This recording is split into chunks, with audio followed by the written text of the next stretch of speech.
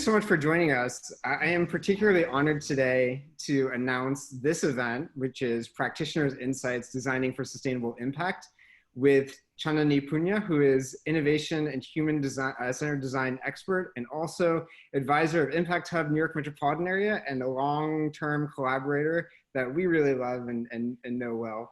And then also Stephanie Wade coming in from Bloomberg Philanthropies. So I'm gonna, without further ado, turn it over to Chandani, our advisor, who will be conducting the session. Thanks so much for joining us. Thank you, JP, for the introduction, and thank you, Impact Hub, for having us. I'm always grateful for Impact Hub because they're so open to offering a platform for social innovators and topics that are so important in the world today. So as JP mentioned, I'm really keen on using human-centered design in every facet of my profession, whether it's designing process, products, or just organizational systems that support innovation. I'm really excited to welcome Stephanie to this conversation with me. Stephanie and I met last year. She was really helpful in helping guide a research project that I was doing in India on human-centered design to better understand their lived experience and barriers to food security and education. So thank you, Stephanie, so much for always being so open to conversation and advice. I'm hoping that our chat today is going to inspire everyone who's joined to understand what human-centered design and design thinking is, and how they can kind of use these methodologies to whatever they are doing with just a little more input and influence from the communities that they're designing for. I hope for everyone who's listening that this can inspire some new ideas. And before we begin, Stephanie, I thought maybe it'll be helpful to talk a little bit about some of the terminology that we use in this space. And if you can give some examples of how to use these techniques, that would be great. So maybe we can just tackle human-centered design and design thinking. Over to you. Well, thank you so much to Impact Hub New York for having me here today. Thanks to all of you for joining, and thanks to Chandani for inviting me here. I was drawn to her when she reached out to me because the work she was doing is so powerful. It's really about, feeding children and their education and helping raise that generation and give them access to some of the basic needs. It totally played on my heartstrings, and I just loved her and her energy and enthusiasm. And so, that was work I wanted to be a part of. So it was I am just very deeply honored that you brought me into your work, because it's just incredibly powerful. Yeah. And, when we talk about human-centered design and design thinking, those words to me mean the same thing. It's this craft, this approach to solving complex problems has been called a lot of different things as it's evolved. Originally it was design, then it was design thinking. We've heard human-centered design. I like to use the term design-based innovation just to keep it interesting, because it is a process of innovation. And at its core, it means that we need to actually, solve really complex problems. That's what this is good at. But to do that, we need to really understand the challenges at their root causes. And that means that if we're trying to design I work a lot in public sector innovation, right? And social innovation. So if we're trying to design new solutions to increase affordable housing or to reduce evictions, we're going to go out into the community and understand what evictions look like, what affordable housing look like, and what that means to the people who are actually living that experience, right? So you're going to go talk to people who are who are low income and are looking for affordable housing and are struggling to find it. You're going to talk to people who are at risk for or have a high propensity for getting evicted, or where, in different parts of cities where there are high evictions. We so often, and this is in every sector, private sector, public sector, nonprofits, we tend to get really embedded in our point of view about what our problem is. And design thinking, human-centered design, is about stepping out of that, understanding the ecosystem of a problem. So what this problem is like from a public official who's, you know, creating a public policy or service, the resident who's impacted by this problem, the nonprofit in the community who's trying to help, you know, support those people, the businesses, you know, the politics, right? We have to understand the nexus of all of these different things to understand what's really going on in a problem, and then being really creative about developing ideas, testing them quickly to get these ideas out the door in a way that we know are going to have really powerful impact. And that's something that I think is really important. And Chandani, I don't know if you've seen this. I know you worked hard to do this, and I think it's rare. I'm curious to see if you think this has changed. But when this started years ago, and when I learned this design approach many, many years ago,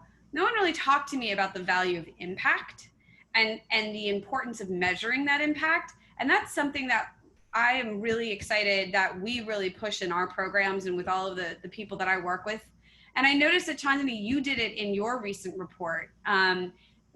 Do you think that more and more people are starting to look at the impact of innovation and design, or do you think that's still pretty new?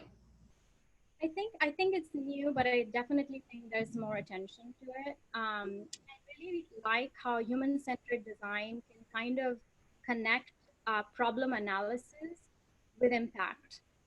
So there's almost like a skipping of what is the program that's going to have that desired effect, with the focus on what is the problem that we're solving for and what is the desired state that we're looking at.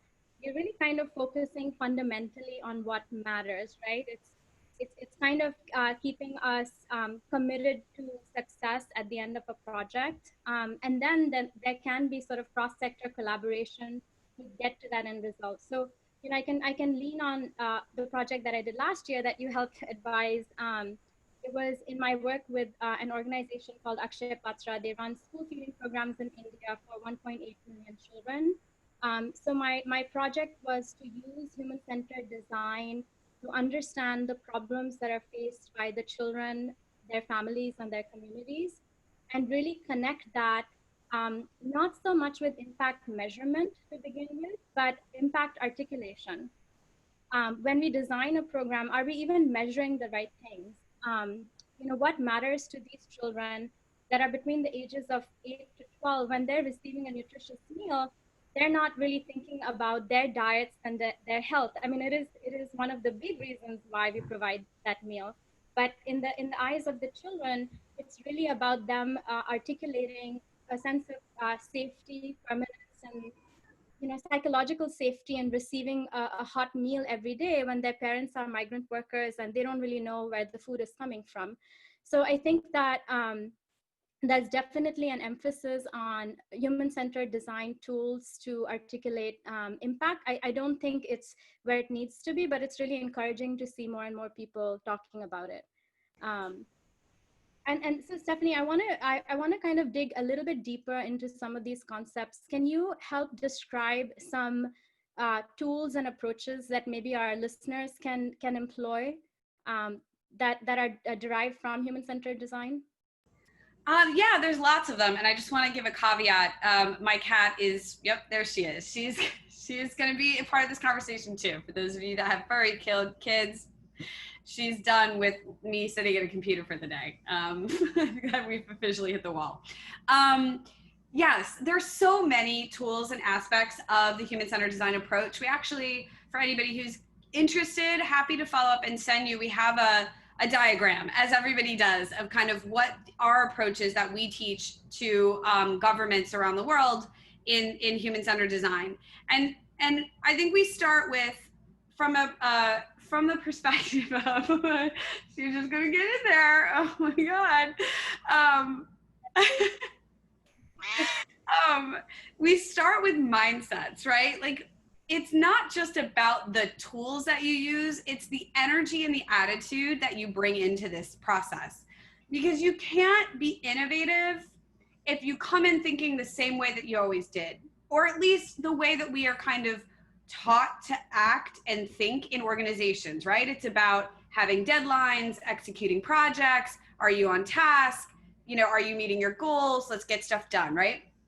And we're seeing that human-centered design, and I see LC has I hope I'm saying your name right, has a question about how we use human-centered design to develop corporate strategy. Let's talk about it right now in the sense of corporate culture.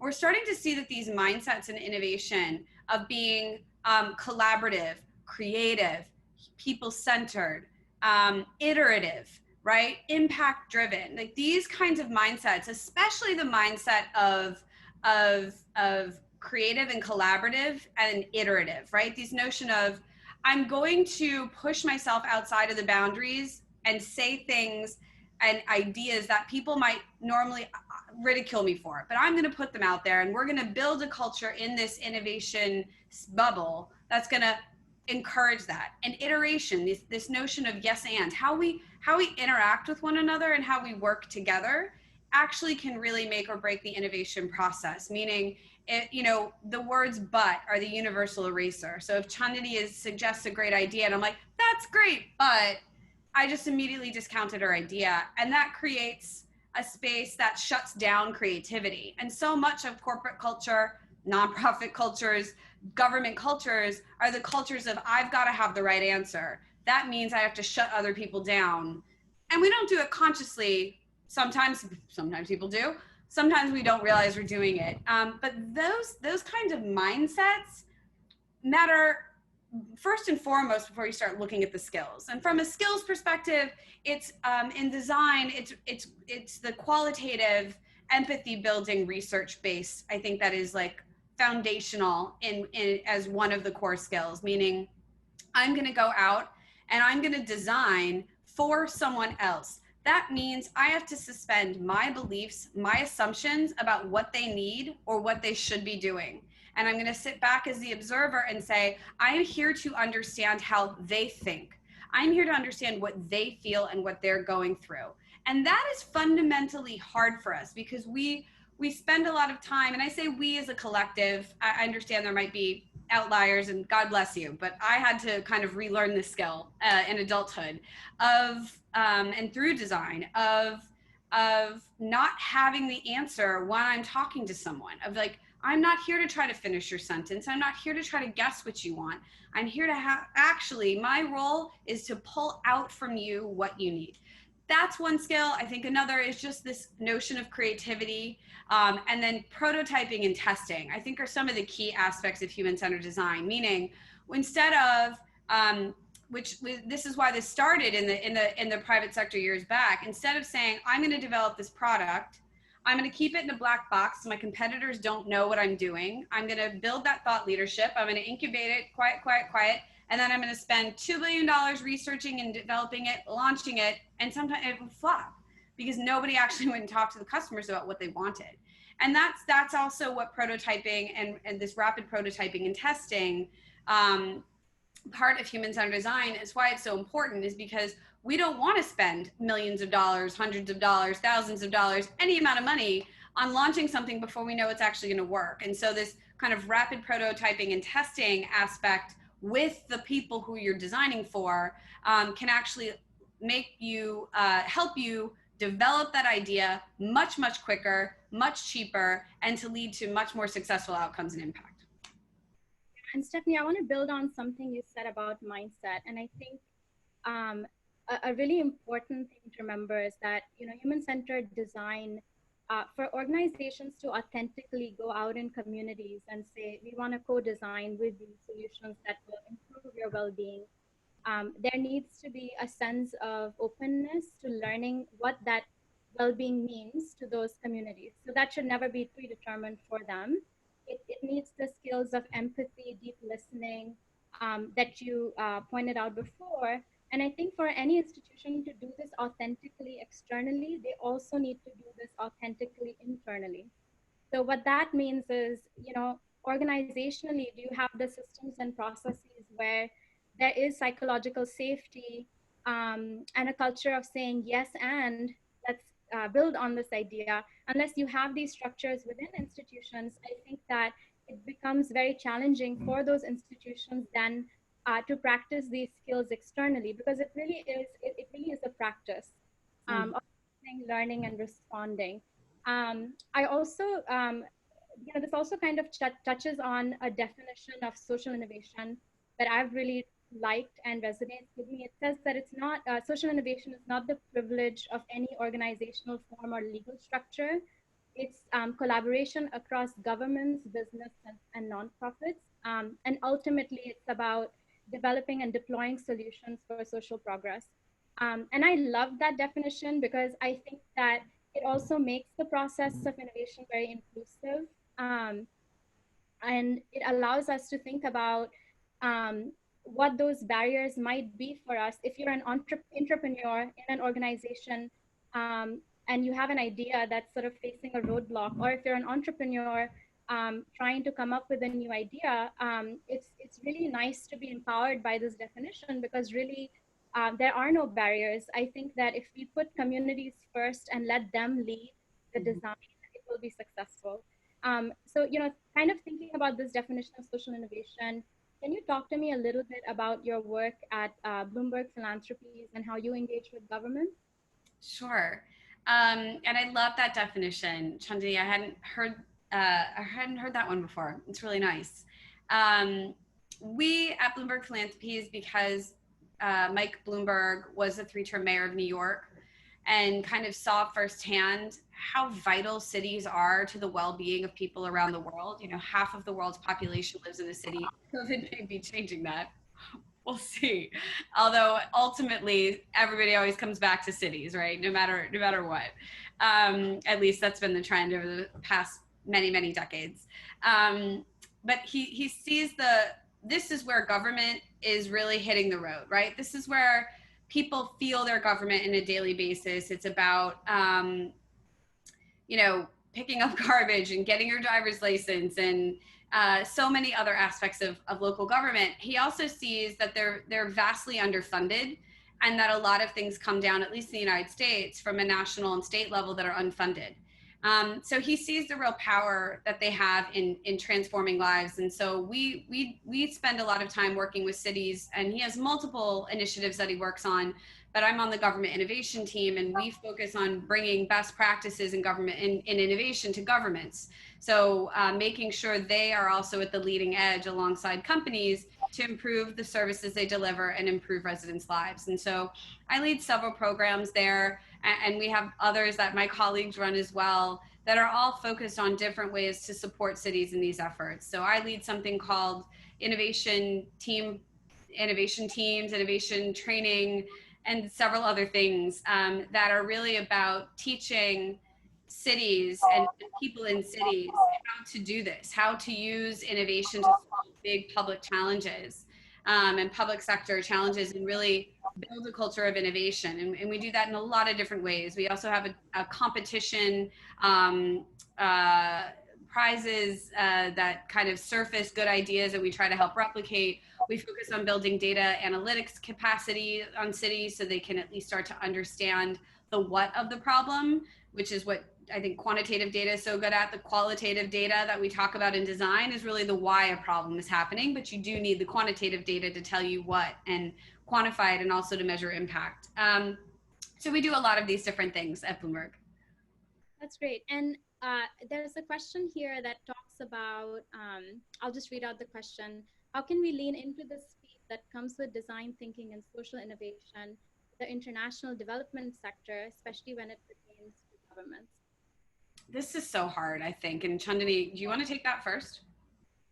Yes, I think that, I think it's a difficult one. I think that when you think about some of the barriers to executing this type of work, a lot of it is operational, right? So I see a related question below that talks about how do you do this type of approach when there are shocks or crises, right? Because when there is something like a pandemic or a natural disaster, it kind of exacerbates existing vulnerabilities that we're already trying so hard to solve for.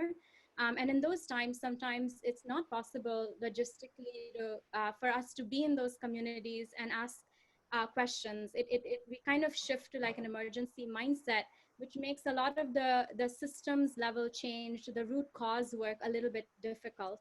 But I think that I don't think there's like a quick way to get, for me, a lot of the speed comes from the organizational appetite for this type of work. So, you know, if you are in an organization and if there is sort of senior buy-in and support for working quickly, doing the prototypes, taking feedback from communities and rapidly testing and responding, I think it becomes much easier to work in those lean ways. So I think there's a step before we can start doing this type of work. And the step before that is really building organizational capacity and understanding, which is why I really appreciate the work that you do with governments, because that's really about building skills, right? Skill building for people to learn these new methodologies and operate in different ways. So I don't know. I don't know if there's a faster way to get there, but I think an essential first step is including everyone from your programs team, from your development team, finance, because actually human-centered design and how you do pilots is very much connected to do you have financial planning flexibility in your budget? Because if your organization has a budget that's set up a certain way at the beginning of the year and is not set up for pilots throughout the year, it's going to be very hard for you to innovate as it goes along because you have budgets committed to specific projects. So I think that sort of organizational understanding and education really helps and is, I think, an essential first step. But what do you think? Yeah, I guess, I don't know if Candida, if you can add, I'm going to ask you a question in return. What do you think is preventing people from leaning into the speed that comes with design thinking? Can you add that into the chat? Or yeah, jump in. You have to unmute yourself. Yeah, unmute. Beautiful photo. Good Lord. Hi, thank you so much. So I think what's preventing, for example, and more specifically in my organization, is the fact that a lot of these budgets are already assigned to a very specific activity or projects, and there's not as much flexibility when it comes to utilizing our budgets to include pilots and also to include projects that are designed to fail. Now, we do have a team that works on social innovation and design thinking. However, I would like to see that more mainstreamed across many programs. And I was just thinking, how can that happen at an organizational level? And also, how can we get that buy-in from governments as well? Yeah, okay. Developing countries. Yeah, okay. So first of all, I hear you on the kind of organizational constraints that, like, we see that in government all the time when they have to put out procurements for the solution rather than putting out a call for helping understand and come up with the ideas to solve the problem.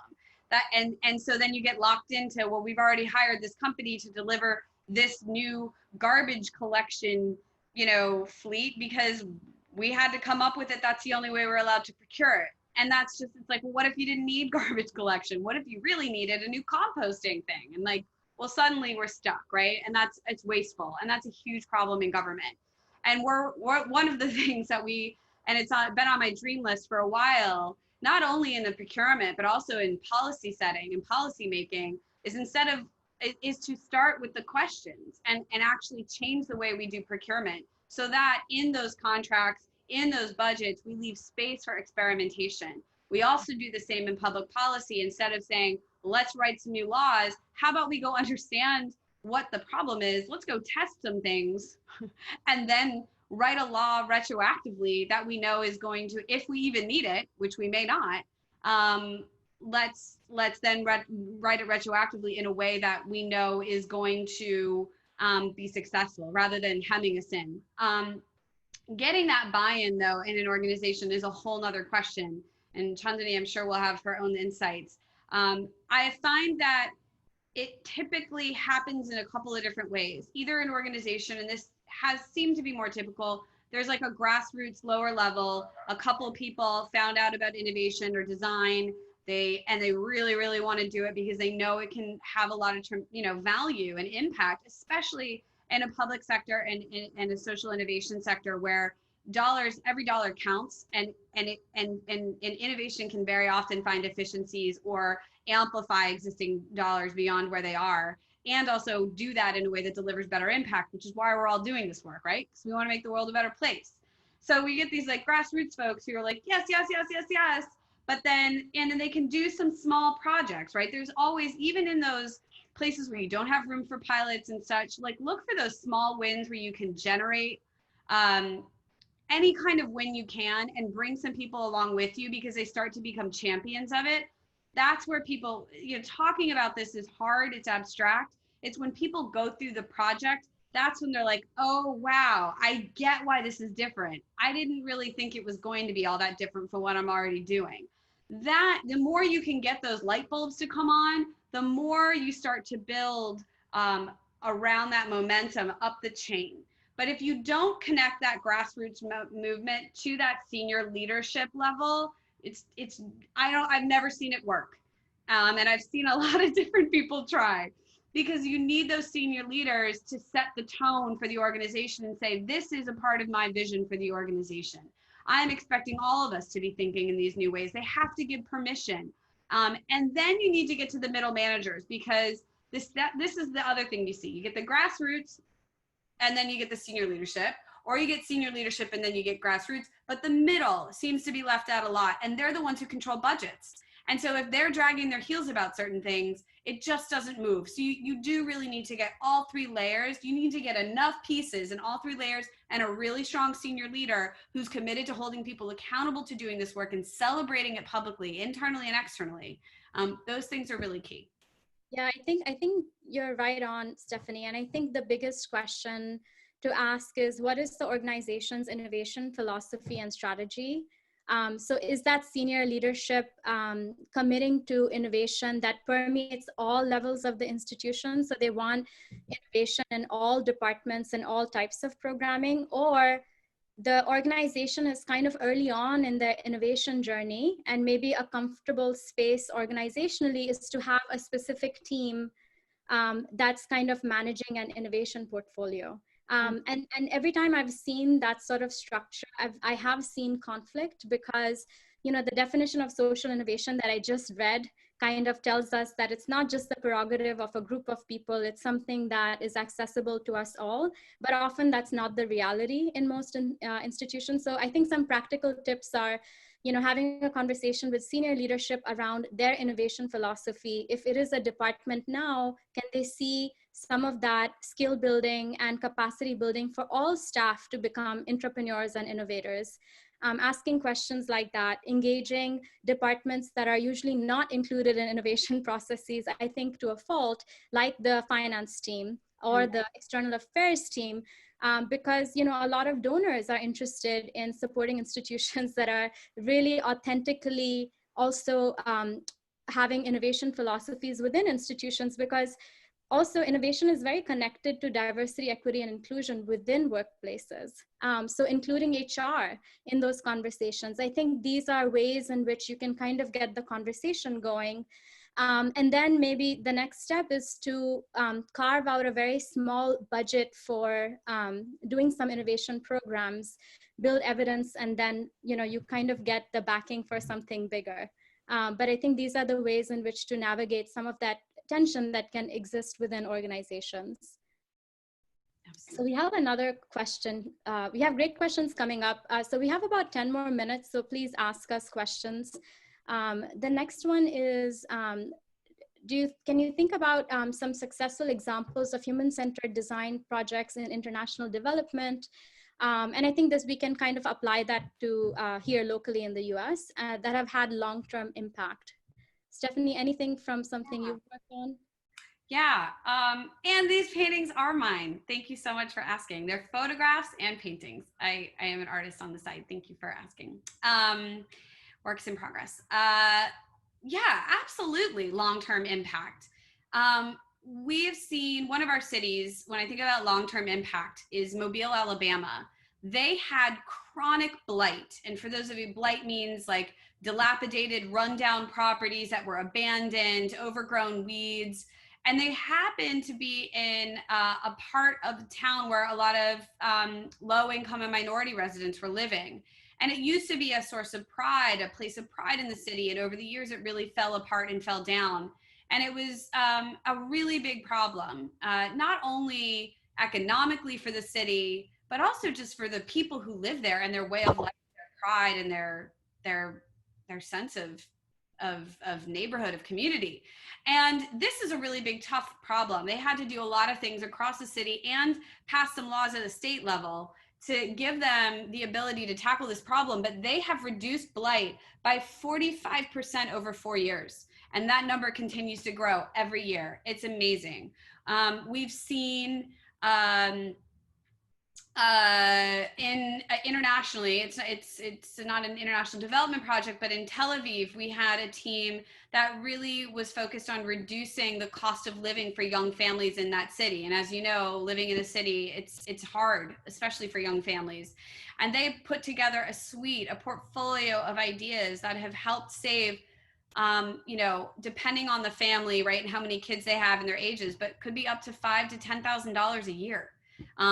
In free services and programs, and by really diving into the different needs and finding gaps in the services that cities were providing.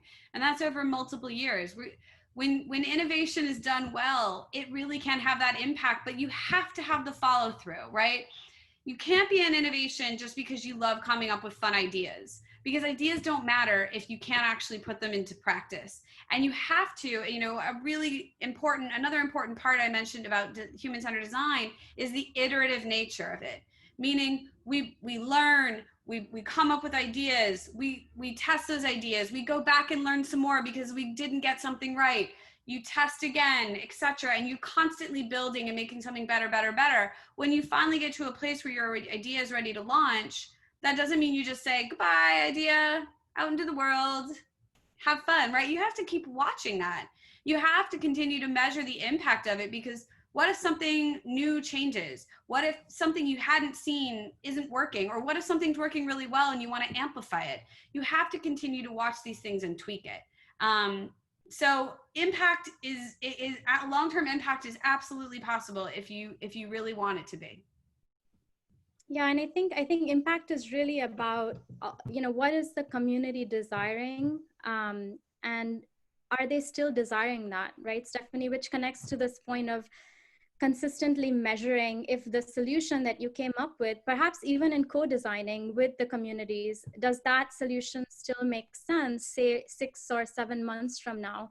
In the international development community, we often talk about the example of the mosquito nets, right? So if there have been cases where a mosquito net has been provided to communities to fight mosquito-borne illness, but sometimes you see communities using them for fishing nets. So you're not really addressing the root problem that's plaguing society. In that case, it's access to resources so that they can earn money. And that's not sort of where they're prioritizing it. So I think the other aspect of that is not sort of being bought into specific ideas, or really abandoning that idea ownership or commitment, because it kind of forces you to be committed to solving the problem, not the idea that is going to solve the problem, because there can be many ways to solve it. And then second is prioritizing the problem you're solving for. And in doing that, how do you get the community's buy-in so that the service that you're using is going to be used for the intended use? And if that doesn't happen, are you comfortable with it? What other approach then must you try to get to the desired end result? So I think ultimately human-centered design thinking is about learning, listening, empathy. And so I'll ask another question, and I hope somebody from the audience will ask our final question. But Stephanie, since somebody asked about your art, I will share that Stephanie is an artist and she's also a Reiki practitioner. And Stephanie, I'm really curious to know how this sort of creative and artistic expression connects with what you do in your day job. That's such a lovely question that I never get asked. So thank you. I don't even really get time to think about it. It does sometimes feel like I operate in different parts of myself, but you know, what I think is the unifier across all of them, and this is going to probably sound a little cliche and cheesy, but it's so true, is just about making the world a better place.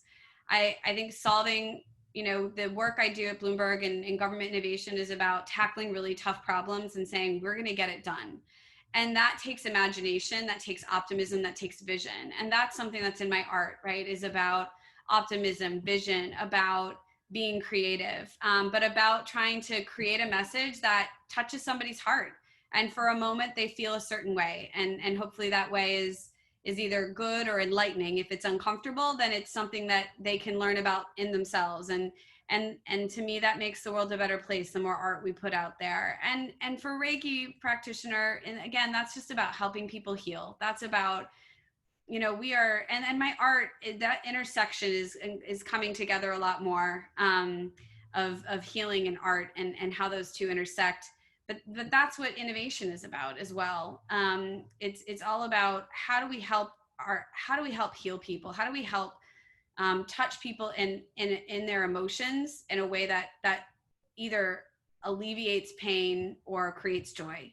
And I think that those are the things I'm really committed to, and it's really fun to, thank you for asking me. Of course.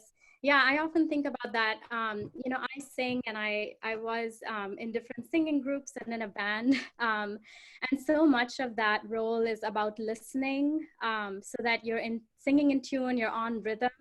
And it's really not so much about getting up on stage and doing your thing, unless you are, you know, a solo performer. If you're working in collaboration, I think it's about kind of finding your listening skills and being a great team player. And I think in sharing what you shared, it's also about kind of defining what your role in the innovation journey is. So something that I find common between us is you always talk about helping people get there, helping people with artistic expression, with creativity, empowering ideas, you know, communities who haven't been asked or consulted in program design, asking them to suddenly co-design with you also requires us to sort of show up and encourage their creativity and expression as well. So I'm so sort of touched by how you approach innovation. For me, it's a lot about building people's capacities as well.